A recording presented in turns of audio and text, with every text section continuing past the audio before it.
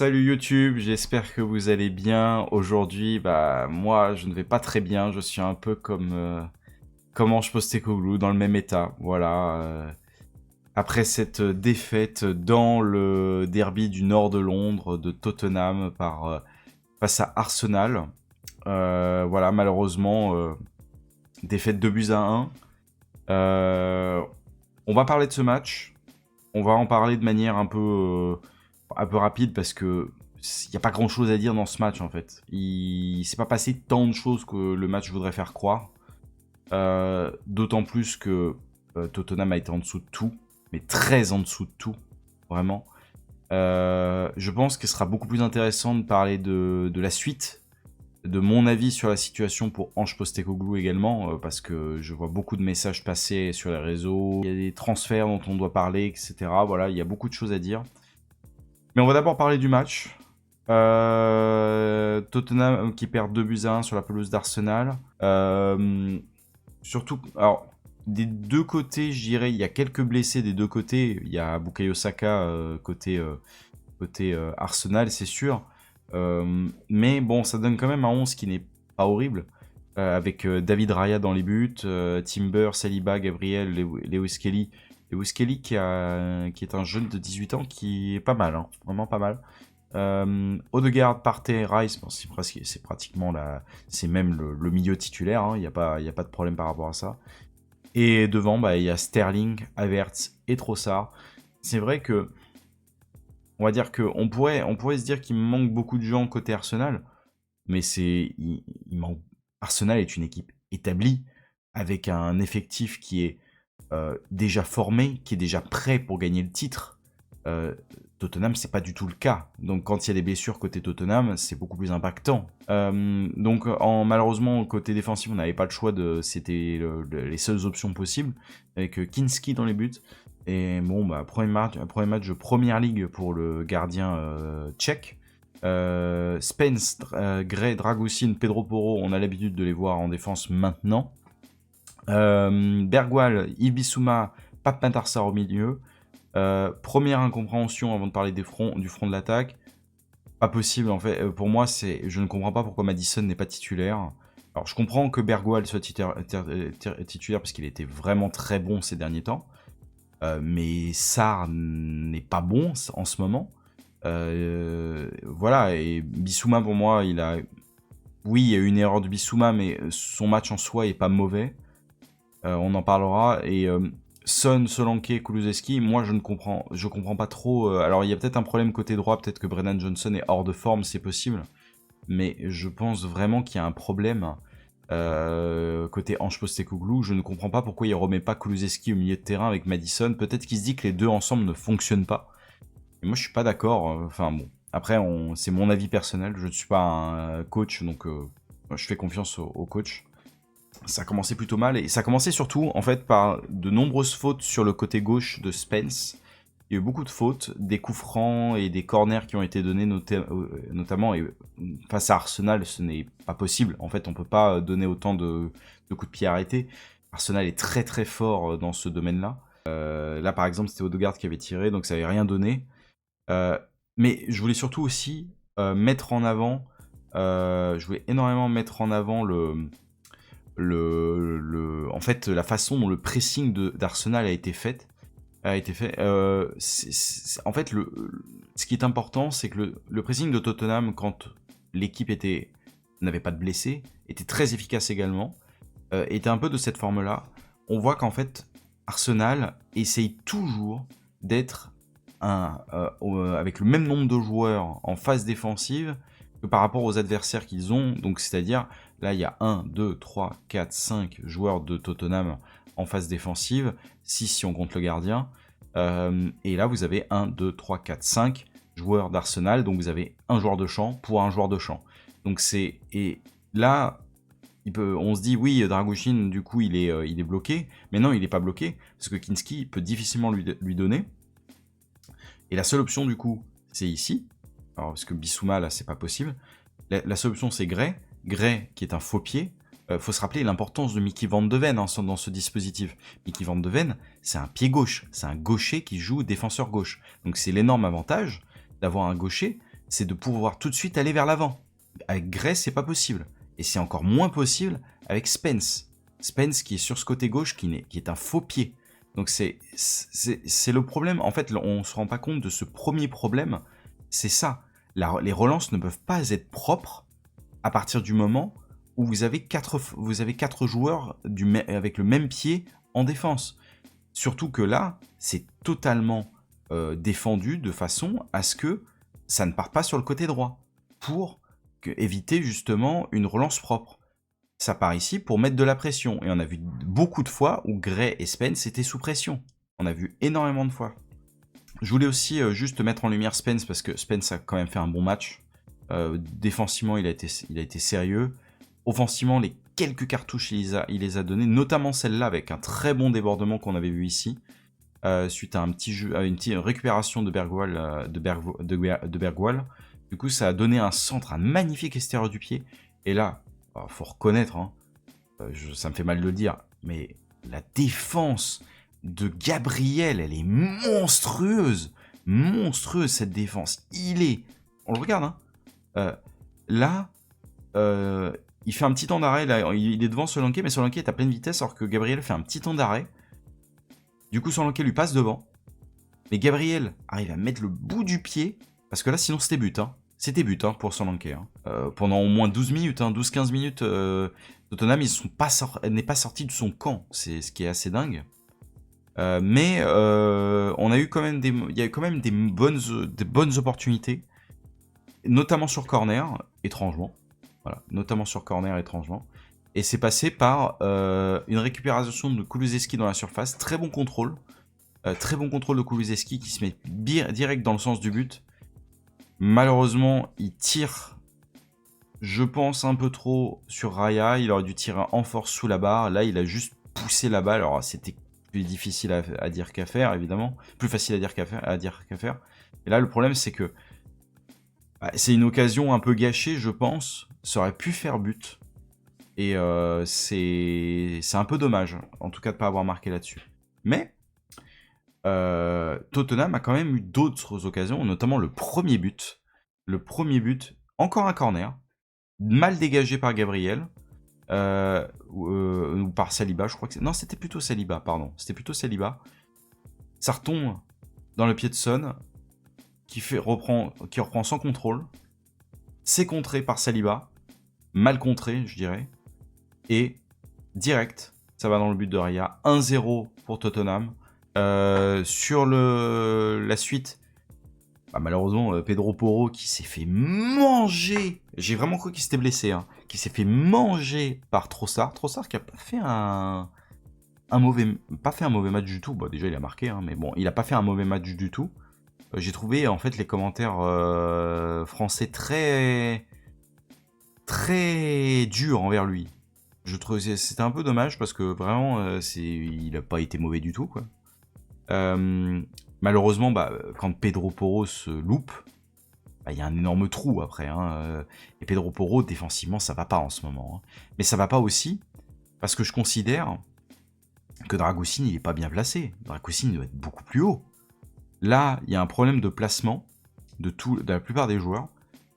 Toujours le même problème. Pape Matar Sarr, sur qui il est. Bissouma, il vient aider à ce moment-là. Il a raison, hein, je pense que c'est là à lui de venir aider. Mais Dragusin, il est pas bien placé du tout, là. Il y a un alignement qui n'est pas bon. Pour moi, il devrait être beaucoup plus haut. Et bloquer surtout l'arrivée de Kai Havertz, potentiellement. Donc voilà, donc ça aurait pu être dangereux, ça n'a rien donné, heureusement. Mais on va parler de ce moment-là. Alors, c'est l'action, je crois, peut-être 5 minutes après. Où là, cette fois, Pedro Porro défend bien, pour une fois. Défend bien, emmène Trossard où il veut. Il contre le ballon, c'est recontré derrière par Trossard. Le problème, c'est que le corner est donné. Le corner est donné, c'est très bien tiré par Declan Rice. Gabriel qui se démarque très bien. Et c'est là que... C'est là que je pense qu'en fait, il faut aussi se rendre compte de ça. C'est que pour moi, les corners d'Arsenal sont vraiment très bien faits, mais pour une raison simple, c'est que le joueur qui va marquer, qui va tenter de marquer sur corner, alors c'est souvent Gabriel d'ailleurs, mais le joueur qui va marquer sur corner, c'est souvent il part souvent d'extrêmement loin. Gabriel, il est parti d'ici, hein. Il est parti de là, hein. De pratiquement l'extérieur de la surface. Et c'est pas le cas de toutes les équipes. En fait, pour moi, c'est hyper intéressant de partir de loin. Pourquoi? Parce que tu prends de la vitesse sur ton défenseur. Il va défendre à reculons, en grande partie. Il va défendre à reculons et du coup, il aura moins de vitesse. Et c'est ce qui s'est passé pour Dragusin, qui s'est fait prendre de vitesse par Gabriel, qui n'a pas réussi à défendre, qui n'a pas pu défendre du tout, juste mettre son corps en opposition. Malheureusement, la tête de Gabriel contrée par Solanke, donc c'est pas vraiment un but de Gabriel, c'est un but contre son camp de Solanke, qui est malheureux là-dessus, malheureusement. Le corner n'aurait jamais dû être donné. Et c'est pas possible, c'est pas possible. Donc le but n'aurait jamais dû avoir lieu. Ça n'enlève pas la responsabilité de Tottenham, des joueurs de Tottenham, dans ce but, bien sûr. Mais il y aurait pas eu ce but sans ça. En tout cas, peut-être pas maintenant, en tout cas. Et malheureusement, bah, ça a mis Tottenham dans une très mauvaise disposition. Ça a relancé complètement Arsenal, alors qu'Arsenal, oui, dominait, hein, ça, je ne le nie pas.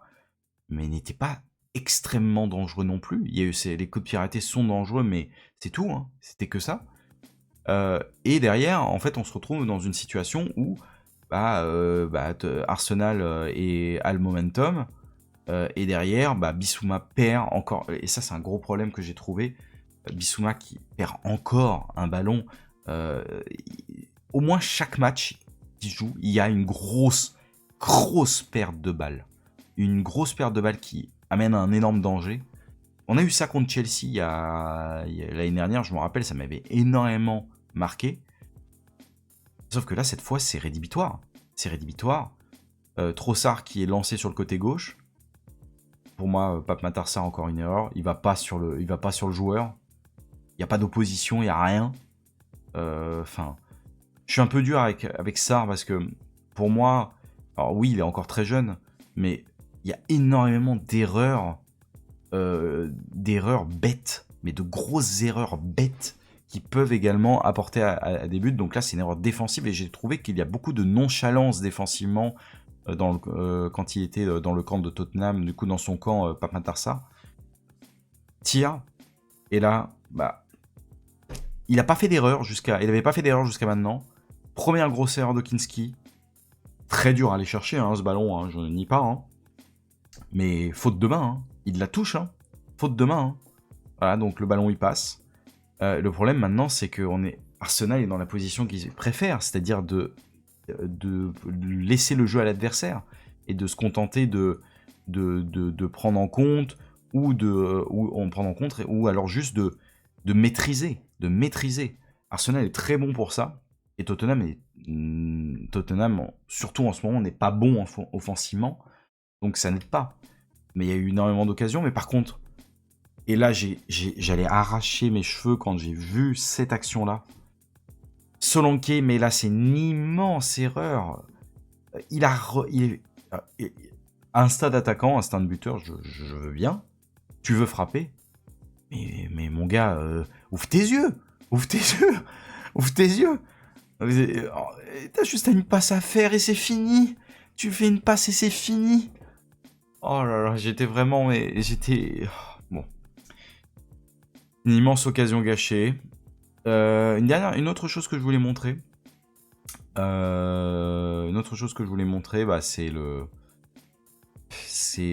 fait, ces phases-là, quand on avait des phases offensives un peu dangereuses, là, regardez, on est à 4 contre 3. 1, 2, 3, 4. On compte pas ces 3-là parce que pour l'instant, ils sont hors de position. Donc, théoriquement, 4 contre 3. Qu'est-ce qu'on doit faire? 4 contre 3, on doit pouvoir mettre la pression. Il faut tenter l'attaque. À peine 2 secondes plus tard, c'est trop tard. C'est beaucoup trop tard. Kulusevski qui a perdu trop de temps. Kulusevski qui a fait un mauvais match. Pour moi, Kulusevski a été très mauvais. Malheureusement, c'est trop tard. Et je pense que ça part de là, de Solanke. Pour moi, Solanke, il ne fait pas la bonne course. Parce que en fait, sa course à Solanke pose problème. Alors, je pense qu'il s'attendait peut-être à ce que Kulusevski pique dans l'axe comme ça. Mais Solanke fait une mauvaise course. Pourquoi? Parce que là, à ce moment-là, quand il voit que Kulusevski ne fait pas le mouvement pour venir dans l'axe, Solanke doit faire cette course-là pour fixer Gabriel, Son doit faire cette course-là pour fixer Saliba. C'est à ce moment-là que c'est comme ça. Fixation, fixation, fixation. Il y a un choix à faire. Soit tu tires, soit tu passes à un joueur si un défenseur vient sur toi. Ça, c'est pas possible. Tu peux pas te permettre que les joueurs reviennent. Et là, c'est trop tard. Là, c'est fini. Là, c'est fini. À 4 contre 6, c'est trop tard. L'attaque est entérinée. Ça a quand même permis, d'avoir une... Alors, je sais pas si c'était la même action. Je me rappelle plus si c'était la même action. Ça a quand même permis d'avoir une action construite. James Maddison qui a pas fait une mauvaise entrée. Et derrière, qui a décalé Kulusevski, qui lui-même décale Porro, passe un petit peu forte. Ce qui met Porro dans une position de devoir centrer fort et vite. C'est pas bien centré. Ça arrive sur le poteau de Raya. Il y avait du monde dans la surface. Il y avait du monde. Il y avait 4 joueurs de Tottenham. Mais bon, en tout cas, bon, c'est fini maintenant. Du coup, c'est encore une défaite pour Tottenham. Ça devient très très inquiétant. Très très inquiétant. Alors, ah oui, c'est une défaite contre Arsenal, donc il n'y a rien de déshonorant à perdre contre Arsenal. Ça commence à faire beaucoup. La mine des mauvais jours pour Postecoglou, je peux le comprendre. En plus, il était très énervé après la rencontre. Il a dit que c'était pas normal, qu'il fallait faire plus. Arsenal, depuis quelques temps, Tottenham n'a pas la possession. Alors, certes, face à des grosses équipes, mais le point fort de Tottenham depuis le début de saison, c'était la possession. C'était d'asphyxier l'adversaire. 14 tirs à 10, oui, mais quel tir? Il y a eu beaucoup plus de tirs dangereux côté Arsenal. Mais au niveau des XG, c'est beaucoup plus parlant, évidemment. Arsenal qui a surperformé ses XG, évidemment. Mais Tottenham également. Donc ça a donné, je dirais, une situation où, oui, on le voit d'ailleurs, les menaces... Il y a une menace, on va dire une menace ennemie et d'attaque en première période pour Tottenham, ça a été le but. Regardez la menace qu'il y a eu pendant toute la période. Toute la période, ça a été ça. C'est trop, quoi. Ça a été trop. C'est compliqué, hein. C'est clairement compliqué pour Ange Postecoglou, pour les joueurs. Alors, il y a des choses à faire. Il y a des choses à faire sur le marché des transferts. Le problème, c'est que c'est les marchés des transferts d'hiver, donc il n'y a pas grand-chose. Il n'y a pas beaucoup de joueurs. Il y avait éventuellement, en attaque, Randal Kolo Muani qui aurait pu arriver. Même si moi, j'étais pas un grand fan de Kolo Muani. Je suis pas un grand fan du joueur, mais je peux comprendre que ce soit un des joueurs ciblés. Il faut un joueur en défense centrale, il faut un défenseur central, parce que c'est pas possible de jouer. Archie Gray fait un immense boulot, mais il faut un défenseur central, et à la limite, il faut qu'Archie Gray soit mis au milieu de terrain. Mais Milan Skriniar, c'est une possibilité. Alors, moi, je pars du principe que Milan Skriniar n'est pas devenu complètement... n'est pas devenu un joueur complètement mauvais du jour au lendemain. C'est un joueur qui a été très, très bon avec l'Inter. Est-ce que c'est un bon choix? Je dirais que c'est mieux que rien. Peut-être en prêt. Voilà, c'est peut-être le moment d'aller chercher des joueurs en prêt, je dirais. Il y a d'autres joueurs qui sont scoutés. Alors, j'ai vu l'info qui est passée, je crois que c'était hier ou aujourd'hui, là. L'info, elle date d'aujourd'hui, peut-être, oui. Pour Ansu Fati. Mais je sais pas, enfin, c'est un joueur fragile, c'est un joueur très fragile, c'est un joueur qui n'a rien montré ensuite. Il a rien fait à Brighton. C'est même pas sûr que ce soit vraiment le joueur parfait pour être recruté par Tottenham. Enfin, je sais pas. En fait, je sais pas. C'est un nom qui a été... Alors, c'est peut-être juste une rumeur qui est sortie comme ça. Alors, pour West Ham, ça a l'air d'être un peu plus que ça quand même. Après, comme info, qu'est-ce que je peux vous donner d'autre? Il y a également le fait que Enic, comme je les appelle, parce que j'aime pas du tout mettre le nom, épeler le nom. Et du coup, les propriétaires qui augmentent sa participation dans le capital de Tottenham. Pourquoi faire en fait? En plus, alors pourquoi faire? Si, je sais pourquoi. C'est parce qu'ils veulent faire bénéficier à Daniel Levy d'un pourcentage du capital d'Enic. Et ça c'est un problème, parce que ça voudrait dire que déjà que Daniel Levy a un immense pouvoir dans le club, ça rendrait son pouvoir encore plus grand. D'autant plus que lui-même se met en situation d'entrer dans les négociations pour les joueurs, pour les transferts. Et c'est souvent ce qui cloche. Il y a quand même une première acquisition intéressante. Kinski, c'est un bon gardien. Pour moi, c'est un très bon gardien. Je pense qu'il va faire une petite quand même. Il va apporter un peu de concurrence à Vicario. C'est pas mal. Je trouve que c'est une bonne première acquisition. Faut le reconnaître. Maintenant, quid quoi? Quid de la suite? Moi, je pars du principe aussi que la saison, elle peut être totalement réussie à partir du moment où il y a un titre à la fin de la saison. Que ce soit la Carabao Cup, la FA Cup aussi, même si j'y crois un peu moins. La Carabao Cup, la FA Cup ou l'Europa League. Mais pareil, l'Europa League, j'y crois un peu moins parce qu'il y a quand même des gros cylindrés en Europa League. Moi, je pars du principe qu'on peut peut-être commencer à mettre de côté le championnat. Alors, quand je dis de mettre de côté, il faut se sauver évidemment. Mais ça me semble pas impensable de cibler plutôt les autres compétitions. La question de savoir s'il faut sac ou pas Ange Postecoglou, vous connaissez mon avis. Je pars du principe qu'il n'est pas responsable à 100% il n'est pas responsable à 100% de la situation. Il a une part de responsabilité. Son jeu à haut risque fait que, évidemment, ça puise énormément d'énergie. Ça faisait tellement longtemps qu'on n'avait pas pris autant de plaisir à regarder Tottenham jouer. Ça, c'est un fait. Hein. On peut pas le nier. Hein. C'était unanime. La saison dernière, elle est pas si loin. Hein. Et je suis désolé. L'envie et le jeu qu'a fourni Tottenham la saison dernière, Tottenham n'a pas surperformé l'année dernière. Au contraire, ça n'a pas été une surperformance en début de saison. Tottenham était à sa place. Juste, derrière, il y a eu des problèmes de blessures. L'effectif n'était pas suffisamment fourni, on le sait. Cette année encore, il y a un problème de blessures. Le nombre de blessés, c'est hallucinant. Hein. C'est vraiment hallucinant, hein, le nombre de blessés. Il faut penser à la suite, il faut étoffer l'équipe, il faut l'étoffer intelligemment. Aller chercher des profils qui vont permettre à l'équipe de step up. Pour moi, pour la saison prochaine, il y a peut-être une chance que Bergwall et Archie Gray soient plus prêts, du coup, à assumer le rôle. Plus Archie Gray, d'ailleurs, en tant que titulaire. Moi, je pense plutôt à Archie Gray qu'à Bergwall pour l'instant. Bergwall, je pense que c'est un peu tôt encore.